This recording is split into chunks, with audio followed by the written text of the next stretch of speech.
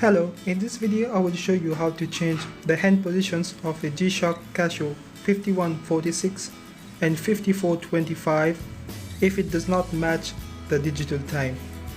As you can see, the analog time is 1.5 hours ahead of the watch digital time.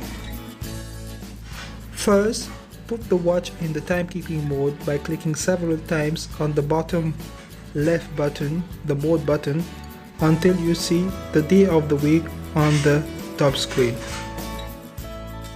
Hold the right bottom button, the forward button, for a few seconds until you see hard set and sub flashing on the bottom screen. Next, use the forward and reverse buttons on the right side of the watch to point the small speed dial to 50, that is horizontally facing the left side of the watch.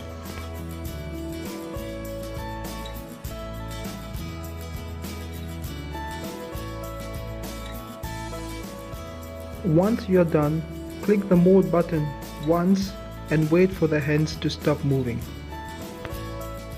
Use the forward and reverse buttons once again to move the hour and the minutes hand to the 12 mark, that is showing time at either noon or midnight.